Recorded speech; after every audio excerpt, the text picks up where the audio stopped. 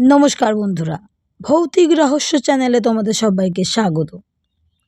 আজকে আমি তোমাদেরকে ভ্যাম্পায়ারের মৃত্যু এই গল্পের শেষ পর্ব শোনাব। তাহলে চলো, প্রথম পর্বে আমরা যতটুকু পড়েছি একটু তোমাদের শোনাই। ডগলাসের বাস্কেটবলটা ভাঙা কাচের মধ্যে পড়ে আছে। চামড়ার ফালি দিয়ে ঘা কতক বসিয়ে দেয় ঠাকুমা। পরে উট পাখির মতো বালিতে মুখ ও নাক গুঁজে যন্ত্রণা ভুলতে ভুলতে ডগলাস ভাবে, কে বাস্কেটবল ছুঁড়েছে সে জানি না। মাথায় খড়ের টুপি, হাতে ছাতা, ঠান্ডা ধূসর ঘরে থাকে লোকটা, মিস্টার কোবারম্যান। ইয়া, দাঁড়াও, ডগলাসও দেখে নেবে। এই পর্যন্তই আমরা পড়েছিলাম। এরপর থেকে শেষ পর্বটা শুনব। ভাঙা কাঁচের 3টে টুকরো কুড়িয়ে রাখে ডগলাস। 5টার সময় খবরের কাগজের অফিস থেকে ফেরে ঠাকুরদা। ভুঁড়িটা জড়িয়ে ধরে কোলে বসে ডগলাস বলে, হাই গ্যাম্পা, ঠাকুমা আজও মুরগি কাটছিল। তোর দেখতে ভালো লাগে না? যেদিন রেল স্টেশনে ট্রেনে কাটা পড়ে সেই মেয়েটা মরে গেল, সেদিনও তুই রক্ত, লাশ সব কিছু দেখেছিলি। আশ্চর্য ছেলে, ভয় ডর নেই। গ্যাম্পা, কোনো মানুষের যদি হৃৎপিণ্ড বা ফুসফুস বা পাকস্থলী না থাকে, সে হেঁটে চলে বেড়াতে পারে? তাহলে তো তাকে ঠিক মানুষ বলা যাবে না ডগলাস। নৈশ ভোজের টেবিলে বোর্ডাররা সবাই হাসছে, কথা বলছে। মিস্টার কোবারম্যান শুধু চুপচাপ। গ্যাম্পা বলছে, খবরের কাগজের ব্যুরো সম্পাদক খবরটা পেয়ে অবাক। যুবতী মিস লারসন যে গিরিবর্তের ওপরে থাকতো, 3 দিন আগে তার লাশ পাওয়া গেছে। মৃত্যুর কোনো কারণই নেই। সারা শরীরে অদ্ভুত ধরনের সব উল্কির দাগ। মুখের ভাব দেখলে ইনফার্নো লেখক কবি দান্তেও আঁতকে উঠতেন। আর একটি মেয়ে, হোয়াইটলি, তাকে তো খুঁজে পাওয়া যাচ্ছে না। কেউ ড্রেসিং নেবে? মুরগির নাড়িভুঁড়ি থেকে তৈরি ড্রেসিং এনেছে ঠাকুমা। ডগলাস ভাবছে মুরগির ভেতরটা দুরকম হয়। একরকম ভেতরে হৃৎপিণ্ড, ফুসফুস, নাড়িভুঁড়ি ভগবান যেমনটি তৈরি করেছেন, আর একরকম ভেতরে মিষ্টি রুটি মানুষ যেমনিটি তৈরি করে। কিন্তু এছাড়াও কি তৃতীয় রকমের নাড়িভুঁড়ি থাকতে পারে? কেন নয়? এদিকে কথাবার্তা চলছে খাবার টেবিলে। 1 সপ্তাহ আগে হঠাৎ হার্ট ফেল করে মারা গেছে আরেকটি মেয়ে, মারিয়ন বরসুইয়ান। গ্যারেজ মেকানিক মিস্টার ব্রিজ বললেন, কে জানে, হয়তো এ শহরে ভ্যাম্পায়ার এসেছে। খাওয়া বন্ধ করে দেন মিস্টার কোবারম্যান। এই 1927 আমাদের শহরে ভ্যাম্পায়ার। ঠাকুমা বলে, তা আবার হয় নাকি? হতে পারে, মিস্টার ব্রিজ বলে। রূপোর বুলেট দিয়ে ওদের মারা হয়, কিংবা রূপোর যে কোনো জিনিস দিয়ে। ভ্যাম্পায়াররা রূপো পছন্দ করে না। আমি কোনো বইয়ে যেন পড়েছি। আর চোখে কোবারম্যানের দিকে তাকায় ডগলাস।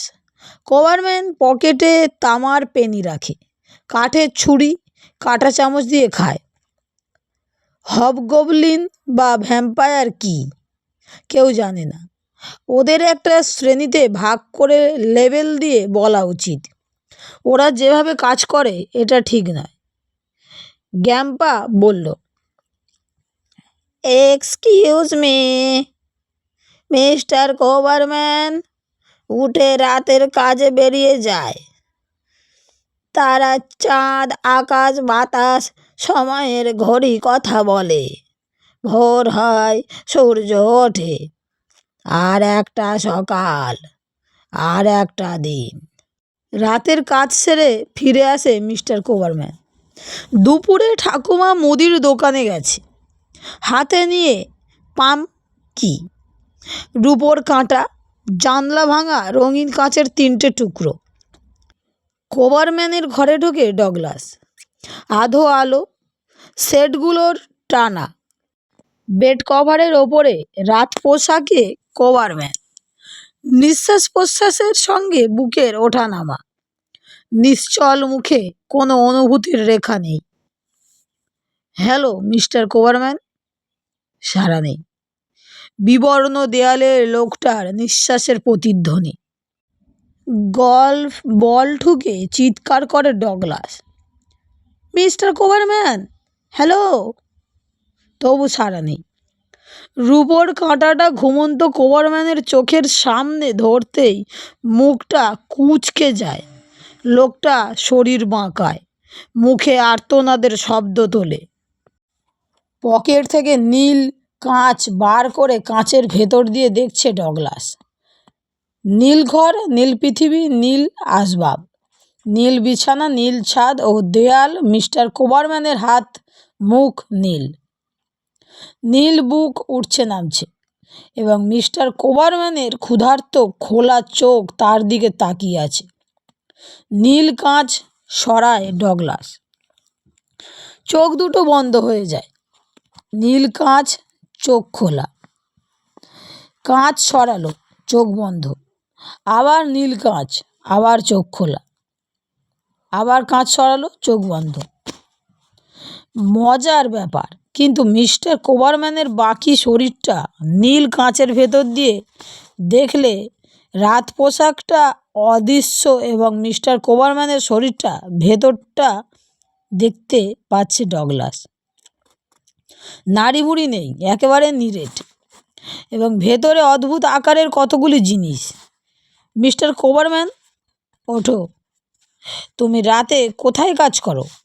লাল পৃথিবীতে, না সবুজ পৃথিবীতে, না হলুদ পৃথিবীতে? কেউ সাড়া দেয় না। নিচে গিয়ে আবার সিঁড়ি বেয়ে ওপরে উঠে আসে ডগলাস। তার হাতে এখন বাড়ির সবচেয়ে ধারালো ছুরিটা। মুদির দোকান থেকে ফিরে রান্নাঘরে জিনিসপত্র গুছোচ্ছে ঠাকুমা। ডগলাস ভেতরে ঢোকে। ওর হাতে চৌকোনো ইলাস্টিক বাস্কের মতো কিছু একটা, কমলা রং, 4টে। চৌকোনো লাল রঙের টিউব আছে। গন্ধটা অদ্ভুত। এগুলো কি ঠাকুমা? জানি না। 5 মিনিট পরে আবার আসে ডগলাস। একটা চকচকে লাল রঙের চেনের এক প্রান্তে একটা বেগুনি রঙের ত্রিভুজ। এটা? বিরক্ত করো না, ওটা তো চেনো। পরের বার যখন ভেতরে এলো ডগলাস, ওর দুটো হাতই জিনিস ভর্তি।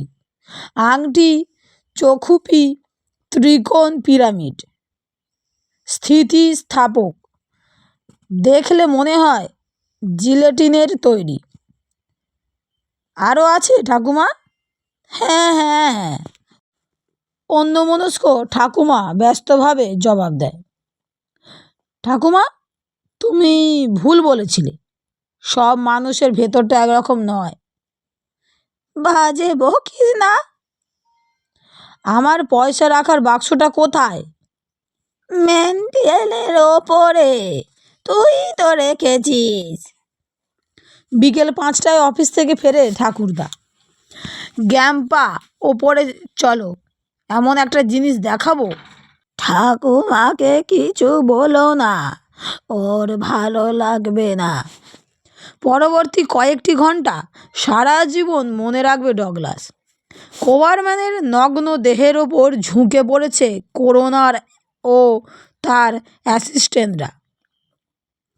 নিচের তলায় ঠাকুমা সবাইকে জিজ্ঞেস করছে পরে কি হয়েছে, এবং ঠাকুরদা কাঁপা কাঁপা গলায় বলছে, জঘন্য ব্যাপারটা, ডগলাস যাতে ভুলে যায় ওকে আমি ছুটিতে অনেক দূরে নিয়ে যাব। কি ভয়ঙ্কর, কি বিশ্রী। খারাপ কেন? খারাপ তো কিছু দেখছি না, আমার ভালো লাগছে না, ডগলাস বলছে। করোনার কেঁপে ওঠে, বলে, হ্যাঁ, কোয়ারম্যান মরে গেছে, ওর অ্যাসিস্ট্যান্টটা জানতে চায় ওর ভেতরে যে জিনিসগুলো পাওয়া গেছে সেগুলো দেখছে। দেখেছিস? ক্রাইস্ট, ওটা মার্ডার নয়। ছেলেটা কিছু না করলে কি যে হতো ভাবা যায় না। কোবারম্যান কি ছিল? ভ্যাম্পায়ার না দৈত্য? আমি জানি না, মানুষ নয়। ডগলাস তার কাণ্ডের জন্য গর্বিত। সে অনেক ঝামেলা করেছে। ঠাকুমা কিভাবে মুরগি কাটে ও সেলাই করে সে দেখেছে, ও মনে রেখেছে ছুঁচ সুতো সব কিছুই। ঠাকুমা যেভাবে মুরগি সেলাই করে সেইভাবে কোবারম্যানকে সেলাই করেছে ডগলাস। ছেলেটা বলছিল যে ভেতর থেকে ওই জিনিসগুলো বার করার পরেও কোবারম্যান বেঁচেছিল। জল ভর্তি প্যানে ভেসে থাকে ত্রিকোণ ও পিরামিডগুলো দেখায় করোনার। তাহলে কোবারম্যান কিসে মরল? এইভাবে সেলাইয়ের ফোঁড় ঢিলে করে দেখায় করোনার। মিস্টার কোবারম্যানের বুকের ভেতরটা $2 ও 70 সেন্টের রূপমুদ্রার উপরে রোদ ঝিলিক দেয়। আমার মনে হয় ডগলাস টাকাটা ভালো কাজেই লাগিয়েছে।